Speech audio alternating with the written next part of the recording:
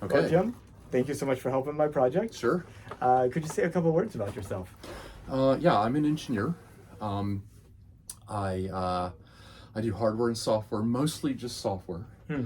Um, but I know hardware. My background is in hardware. I love hardware, but I'm good at software, and that's something that a lot of people need. Um, I worked in the space program. I worked for about 15 years in the shuttle program. And in the last couple of years, I've worked for Axiom Space. I started off in 2022 working on the space station project, and then I got drafted uh, internally to work on the spacesuits. So I've been working on the spacesuits that the astronauts will be wearing the next time we walk on the moon. They're also going to be used, we expect, aboard the International Space Station Hmm. and aboard Axiom's station. So yeah, so it's a cool project. Oh, what got you into engineering? Oh gosh, it was fate. I mean, I from the time I was a little kid, I was always taking stuff apart.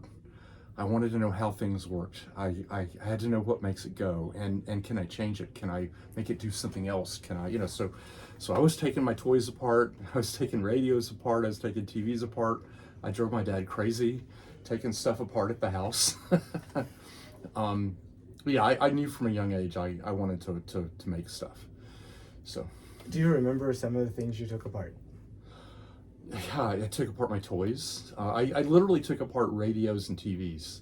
I figured out when I was in high school that you can, on the old tube type TVs, there's a magnetic yoke in the back of that tube. You can loosen that up and you can turn it, and it'll make the picture go upside down on the front of the TV. So Wow. I did this at our TV at home. I thought my dad was going to kill me.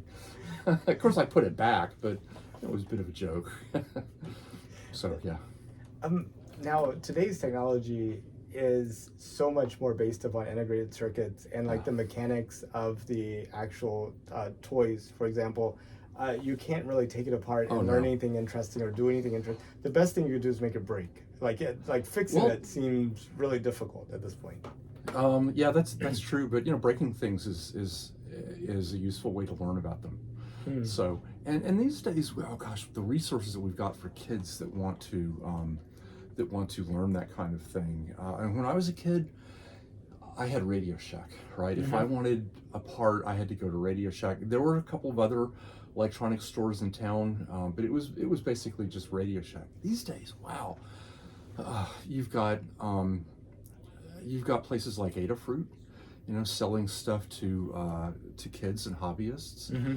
You've got places like Mouser and I'm trying to think of some of the others. The more professionally oriented, industrial oriented places. Did you go buy? You can buy anything, any part you need.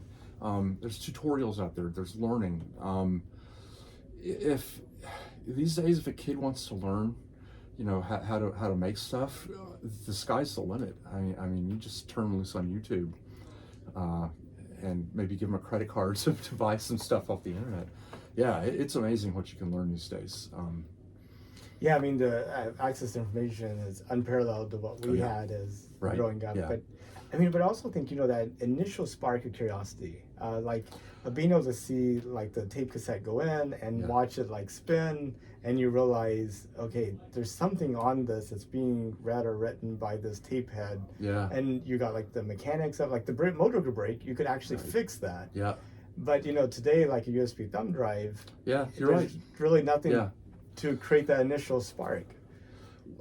Well, there's, like I said, there's all sorts of learning out there. So if the spark is there, if some child wants to know how something works or figure it out, there's ways to learn it. Mm-hmm. Yeah. So, and there are things that you can do to learn. My granddaughter just got an electronics kit. One of those things that when I was a kid, it was the 101 you get from Radio Shack. Little Sure. springs and the wires. You Yeah. move the wires up, and you can make all these projects similar to that, except it's been modernized. So instead of batteries and LEDs, or batteries and light bulbs, it's now LEDs. Mhm. And it's still batteries, of course, to provide the power, and but yeah, it's just the same idea. So if the spark is there, it's there.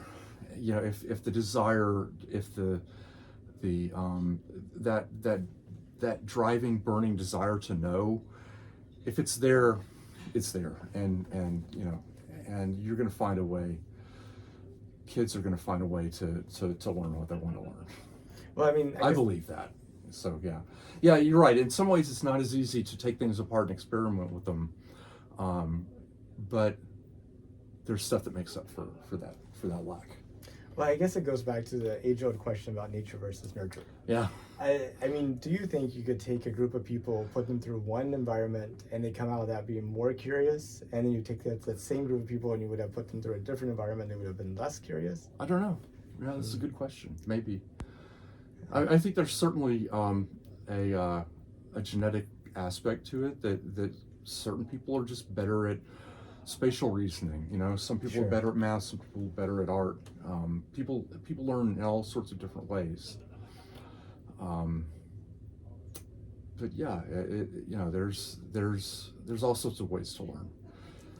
Yeah, it's just interesting, like the whole process, and kind of like social factors that drive a society into like engineering and kind of like systematic discovery and other societal factors that, kind of leads them into an environment where they think they're forever at the mercy of nature and forces around them. Well, hopefully people learn to take control of their world as best they can, right? I heard that that's the difference between science fiction and fantasy. Is like science fiction, you believe the world's explainable, but fantasy, you believe there's some mysterious things that you'll never be able to understand. Well, that's true of science too, right? I mean, science is a systematic way of understanding the world, but as people like to say, science doesn't explain everything. Science doesn't know everything. But science is, and when I say that, I'm speaking of the scientific method, is definitely our best means of understanding the world because Right. it's systematic. It's designed to remove bias. It's designed to be repeatable. So yeah. But I guess it starts with the premise that things can be understood. So Sure. it may be just a matter of time and effort and figuring out that next thing. But if given enough time, enough creativity, we could figure it out. I believe that almost everything is understandable, right? It's just a matter, it may not be understandable in our lifetimes, Right. But I think I don't think there's anything out there that's not completely beyond our capability to understand. So I wanted to ask you some questions about Sure. the moon. Okay. Did you know that NASA's going back to the moon? Of course. Yeah, of course. Yeah. You say of course because I've asked a lot of Right, people. About right. 80% of the people I ask say no. And of course, you come from the industry, Right, so- and you're like tied into it. And that's kind of a silly question. Yeah. But why do you think so many people have no clue we're going back to the moon? Wow, that's a good question. I don't know. It's partly because spaceflight has become something we do a lot. It becomes something that we've. I remember back in it was 1986, the Space Shuttle Challenger. We lost the Challenger, and it had become. Shuttle flights had become so commonplace, so routine that the networks didn't even cover it anymore.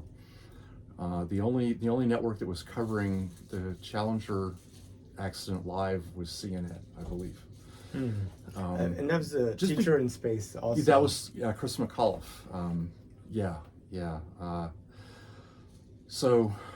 But yeah, it had become, and I think that's partly true now. Spaceflight's become so ordinary and so routine, even though we're not flying astronauts quite as frequently as we did in the shuttle days. Are we? I don't know. I'm trying to think. About 6 to 7 actually, flights with 7 astronauts, 42. Yeah, you do the math. Yeah. It seems to me, maybe it's because of my perspective, like we flew more in the shuttle days. I don't know. I guess if you did the math, it might be close. I think that's part of it.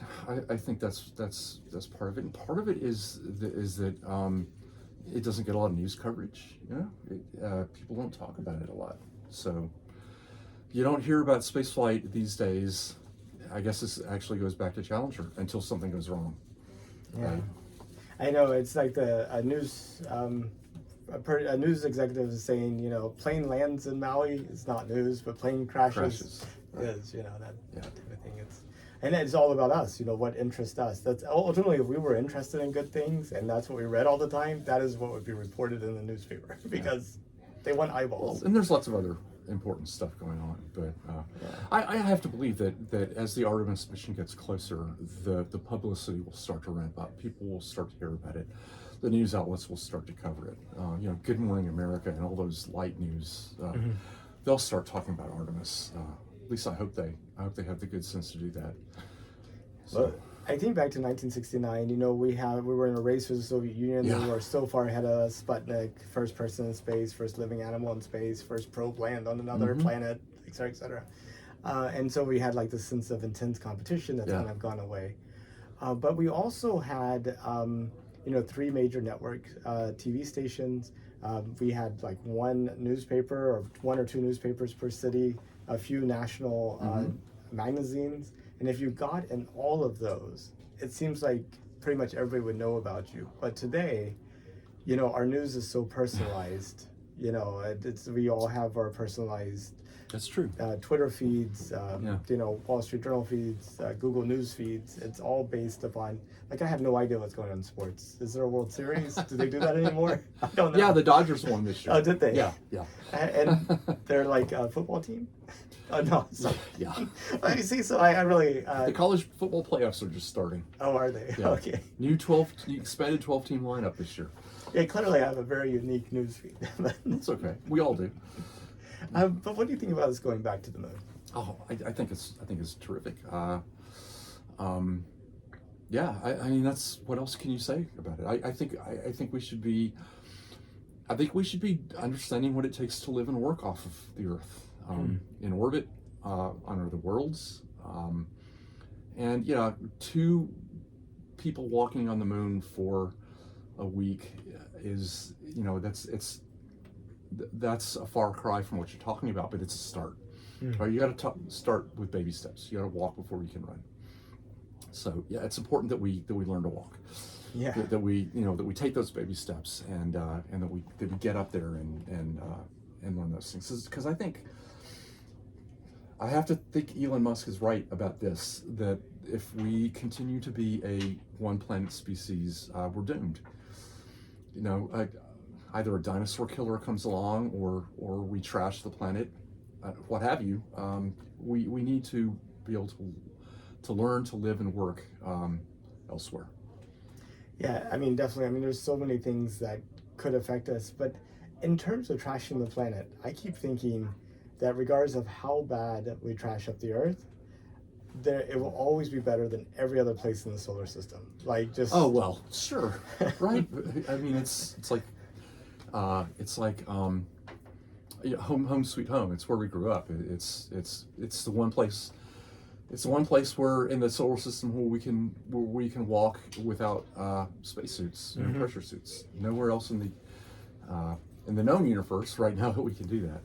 Now, maybe one of these days, millennia from now, we will terraform Mars or some other, you know, one of the moons of Saturn or Jupiter,